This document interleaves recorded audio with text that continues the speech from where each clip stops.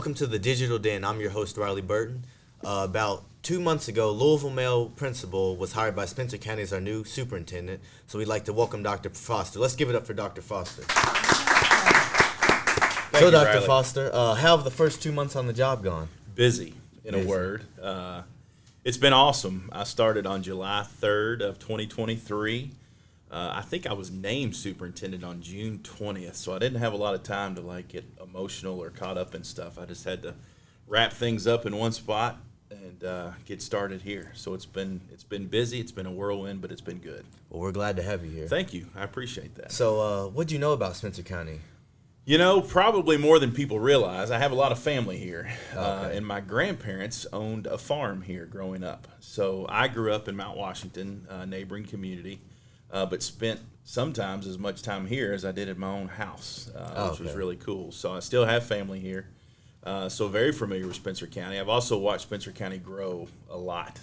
I'm 46, so probably the last 35 years, maybe 40 years, I spent a lot of time here. So I remember when what is now Dairy Queen wasn't Dairy Queen. It was about the only thing that sat over there. I remember when the lake was being filled up. So I've watched this community grow and change a lot over the time. And so, knew a lot about that kind of on the personal side. Educationally, obviously, I spent a good bit of my time in Bullitt County as a teacher, a coach. When came back to be a principal, I was an assistant principal out in Oldham County, and obviously did some work in Jefferson County. So, geographically, I've been close to Spencer County my whole career. So, I've watched and interacted with folks, in and around Spencer County really my whole life. So familiar to an extent, but obviously when you take over a district and get the keys to the whole thing, you learn a lot more at that part. So it's been special. It's been good. I think we have a lot of challenges, just like everybody, and we are certainly very blessed in many, many ways. So my goal is not to mess that up. You'll keep it do rolling. great. Yes, sir. I appreciate that. So tell us a little bit about your career path and what brought you here. Well, like a lot of young coaches, Riley, I thought I was going to be the next Lou Holtz, in football. That didn't pan out. So, but no, early on, I taught special education, primarily English, and coached football, track, and tennis. That's a story. I knew nothing about tennis, but I got us there on time, and we looked good. I can say that much. But I had a lot of fun coaching all the things that I coached. And I was in the classroom for 9 years. Then I became an assistant principal. And so I was an assistant principal at Bullitt Central High School. And at a time that was unique, it was, to be honest, at that point, Bullitt Central was rough. And so a former colleague of mine, Christy Rogers, she was an old coach herself and just a great motivator, great mentor, great friend to me, recruited me to join her team as an assistant principal. And I became a principal 2 years later out in Bullitt County, a little middle school called Bernheim Middle School. So that's right off I-65. That was a pretty good gig. Small school, about 450 students. And Bernheim, I shared in my letter when I applied for this job, was probably one of the best turnaround stories in Kentucky. We were in the bottom 25%. We were on the cusp of KDE takeover. When I left, we were a top 25 high school. And so done a lot of really cool things in a couple of years. And I was recruited to go back to Bullitt East, where I had first started my teaching and coaching career. I was only there for a couple of years before I went to St. X. I grew up there, went to school there. So I went back 13 years later, and it was a very different school. They had 6 suicides in 4 years. Academically, they were not doing very well. Culturally, they weren't doing very well. And so it was a incredible journey. So I was principal there for 4 years. When I left, we were a top 10 high school, school of distinction, and did a lot of cool stuff. For me, Riley, personally, probably the only time in my career that I can really say this, I was worn out. My tank was on E. And so I took a job at the district in Bullitt County. I was the director of college and career readiness and innovative programs. That's a mouthful. And one of my former colleagues, a guy named Greg Schultz, asked me to join his team in Oldham as his assistant superintendent. So he had been assistant superintendent in Bullitt when I was there, and then he went to Oldham as their superintendent. So I went out there and really had a pretty good gig. I was the assistant superintendent for student learning. I was in my 3rd year, and I had uniquely kind of weird. I had a lot of connections to mail, and so one of my mentors is a guy named Dr. Jim Jury. He had been the principal there for 5 or 6 years, He was retiring mid-year, which is not very common. I think December 1st was his official retirement date. So I had a lot of folks beginning to kind of pull at my heartstrings. Would you consider mail? Do you have any interest in mail? And, it's a very different, very cool place. 166 years it's been around. A lot of tradition, a lot of pride. And, I felt like I had another run at being a principal in me. And so started there in December of 2019, got off to an incredible start, and COVID hit. So I was principal for 61 days before COVID. And, so I've told people I have no regrets in my career, zero. But I do definitely now have a what if, what if COVID hadn't happened? And so just like everybody, every school, it totally changed our school forever. And in addition to leading a school in JCPS during COVID, leading a school in JCPS post Breonna Taylor, post racial unrest, that was a great opportunity for me, to be honest with you. I learned a lot. I learned a lot about leadership. I learned a lot about myself. Really, to be honest, I've had some opportunities to be a superintendent really before this one, and the timing was never right. And so, even as recent as a year ago, I had some opportunities, but I felt like I wanted to get mail away from COVID to where we were stable in a good place and back to, I know we're overusing the term normal now, but closer to normal than we were. So, this year in Spencer County just kind of lined up perfectly. And I felt good about where I left us. I think any school really kind of having a reset now after COVID is a good thing. So it's a long answer to your question, but it's kind of my journey. So. So you've had a lot of great roles, and we're hoping that you bring some of that success here to Spencer County. I appreciate that. So what's the biggest difference between being principal and superintendent? Honestly, not a lot. I would tell you that the answer to that, Riley, is the word scale. So obviously the scale is bigger. But I led, Mail had 2,000 students. I had 2,000 students. When I got there, it was about 2,100 students, 142 staff when I left. So here, we have about 450 staff, when you consider everything in our district: bus drivers, cafeteria, custodial, teachers, clerical staff in schools. Our number of students here, we have about 3,100 students. So the scale is bigger. Really what I do is very similar, from budgeting, personnel, hiring, that kind of stuff. So the experiences themselves are pretty similar. The scale is much larger. My cell phone rings a lot more now than it did when I was a principal, which is good. And but I tell you, the part that I probably underestimated, I knew would be different. I didn't know that it would be as cool as it's been, is being in a one high school district. I've never been in one. I grew up in Bullitt County with 3 high schools, worked and coached there, went back to be principal, worked in Oldham County, 3 high schools, and obviously JCPS is a beast. And but to be in this county where there's 1 high school and everybody's in the same boat, rowing in the same direction, man, it feels awfully good. And so, but your question about the differences is a great one. I would tell you, and I don't know that all principals would want to hear the answer to this question, probably the 2 most difficult jobs in a school district is the superintendent and high school principal. So I've been fortunate to do both. So although there's differences, I'm grateful that I think it prepared me for the job, which is good.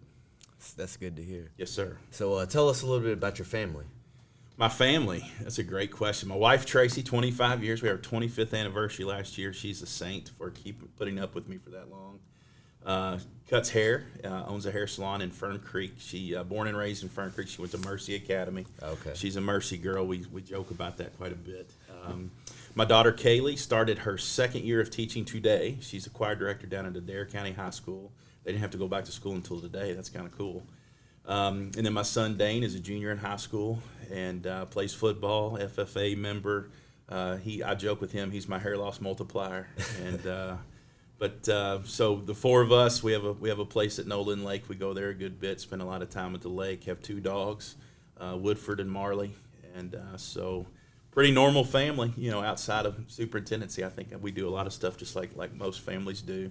And but very fortunate. My wife is an angel. She's been very good to me, very supportive throughout the time, whether it was teaching and coaching, principal life, and now superintendency. So just very fortunate to have them in my life and support me with what I do. It's good to hear. Yeah. So tell us about your hobbies. Well, I don't have a work is probably my biggest hobby. Self-taught guitar player. Okay. Not very good at that, but I enjoy playing. Lake is very much a part of our hobbies. I don't watch much TV. I work out some, guitar, lake stuff, and just work. Really would probably be the big ones. So when you were younger, what were your thoughts on school? That's a really good question. So I'll tell you a funny story. Thoughts on school. I got to be sure to come back to that. But I graduated from Bullitt East in 1995. It opened in 82, I believe. No, it opened in 80. First graduating class was 82. My aunt was the first graduate because she was valedictorian. 1990, my sister was a graduate. She was valedictorian. I was not a valedictorian. And so I often got asked, like, Sharon's your aunt? Yes.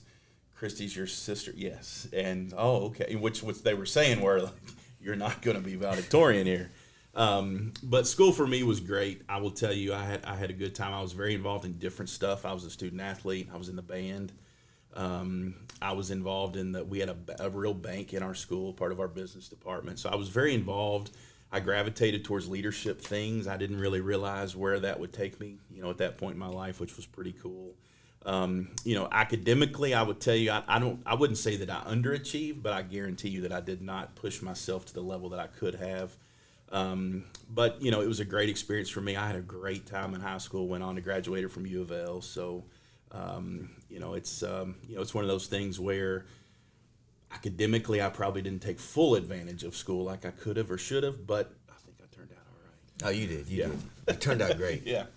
So how have you seen schools change over time? Man, that's a great question. A lot. I think probably the greatest change with schools is probably the change in family structure. One of the things that worries me, this is my 25th year in education. We have so many students who deal with so much outside of school. I think some of that is personal stuff. Some of that is social media. Some of that is the fundamental household has changed a lot, where, many students had mom and dad, dinner in the evening, a kitchen table to do homework on. That looks different now. I think many more students are working to help make ends meet at home. Students are helping with younger siblings. Some students aren't being raised by parents, and all of that really has changed, really what happens in this building every day.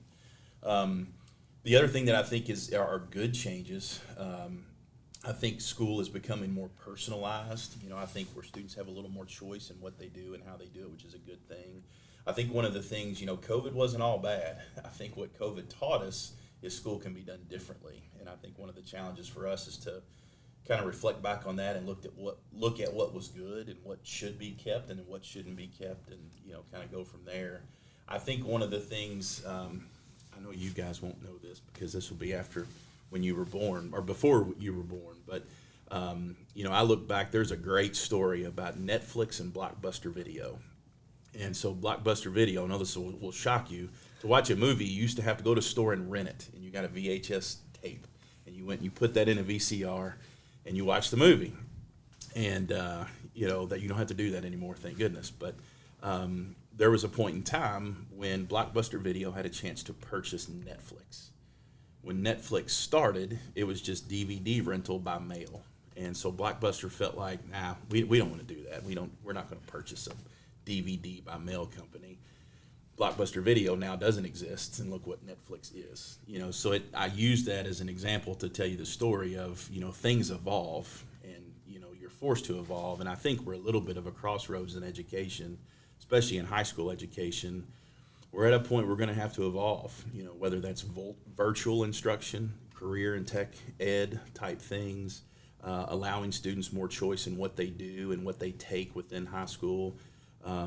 I think are all things that really have to be in play over the next 5, 10, 15 years. So I think it's really kind of a pivotal moment for education, really, if that makes any kind of sense at all. Oh, it does. It does. Okay. All right. So you mentioned that you used to coach track, tennis, and football. Yes. So have you ever coached against Spencer County? You know what? I have. I will tell you, and I would love to go back and get the facts on this. I believe I coached in Spencer County's first ever football game. Oh, wow. So when Spencer County started playing football, their first year they didn't play varsity, they played JV. Okay. And we played, I was an assistant coach at Bullitt East, and we played out at Bullitt East. And so I couldn't even tell you who the head football coach was then. So other than that, not really. When I was principal, we played against Spencer County a number of times. Okay. But really as a student athlete or a coach, not too much. So for you all that don't know, Dr. Foster here was in a predicament on December 3rd of 2022. So what was going through your mind when your son was playing for Bullitt East and you were the principal at Mail in the 6A state championship? Misery. It was a, for what should have been and was what should have been mostly an amazing experience for a principal or a father. When those two worlds collide, that was a rough. It was a long week. I'm not going to lie. When it was over, I wasn't sad. Oh. But looking back, that week when you're a principal, you're worried about buses for student sections, or worried about getting your cheerleaders there. You make sure your team has a great week. Getting to compete at that level is an honor and a privilege. So, I had the responsibilities of a principal, but also, my heart being tugged at supporting my own son. And so, it was a cool week. It was a cool experience. It was just tough. And so, Dane got a ring. I did not. So very proud of that, but very proud of them and their community and, so on. So I hope I did the right things and said the right things. But at the end of the day, it got old answering the question, like, who are you rooting for this week? And, I was like, well, I'm not going to root against my school, and I'm not going to root against my son. So, I wore black to the game. Okay. And I wore blue jeans and just black stuff. And so, I felt like I tried to be neutral and supportive of both schools. And, it was, I obviously with my son, I've, raised him and grown up with a lot of the kids that, were on the field that day. And, obviously running a school, there were a lot of those players that not only did I see their athletic accolades, I knew them as young men. And so, truly tried to root for both. But, to go back to your question, it was a miserable week, if I'm being honest. So well, at least we know you did your best. Yes, I was not sad when that game was over. So what are some short-term goals you have for Spencer County? I think solidifying some of the things we've done. This probably won't mean a lot to a lot of people when they hear the term, but we're in the midst of starting what's called strategic planning, where we really look at what we do in the next 3 to 5 years and kind of formalizing some things. We obviously have the blessing and curse of growth. It's something we're really going to have to dig into and figure out and solve. This school is a great example. I would say in the probably next 5 to 10 years, you're going to see bulldozers and construction folks here on this campus again, probably adding on to this school, which is a neat thing. You just got to figure out how to pay for it and what it looks like and those kinds of things. And most of our schools essentially opened over capacity already, so that's a real thing. I'm very passionate about career and technical education for high school students. Make sure that you guys have a plan when you graduate. I feel like when you shake Mr. Phillips' hand and get your diploma, you need to know what you're doing the next day. And, that's very important to me. And so making sure that we have kind of a robust menu of opportunities for you guys here. Some of that is facilities, some of it's programming, just kind of how we spend our time and money. Elementary-wise, I'm very passionate about math and literacy. I feel like if you do not have that foundation as a young person, you put yourself in an uphill battle for the rest of your educational career. So really making sure that our elementaries are on solid foundation with both math and literacy. Our middle school really has kind of rocked it out for years. Done a really, really nice job. And I know, they're really kind of getting into the weeds on some things in regards to supporting teachers and keeping folks there. So there's a lot of irons in the fire. And, so we're trying to kind of strategically look at, what needs to be done, what's most important or what's more important, and those types of things as I continue to figure it all out. Okay.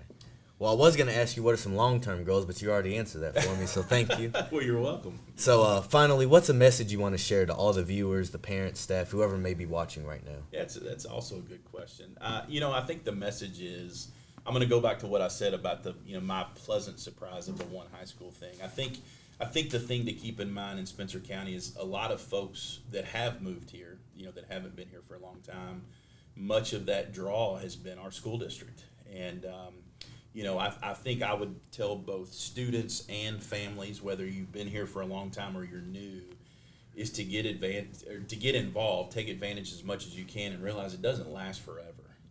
All of us are here for a window in time, and I can tell you my experiences as a former student, as a young teacher and a coach, as a principal, now as a father, as a superintendent, is really you get out of school what you put into it. And so, I would encourage our students, their families, our community to really plug into what we have. I think it's an amazing place, and not forget that. I would tell you probably one of the hardest things right now in leadership, period, and especially in leading a school district. The world's in a weird place right now, and we're in a nice place here in Taylorsville and in Spencer County in regards to most people.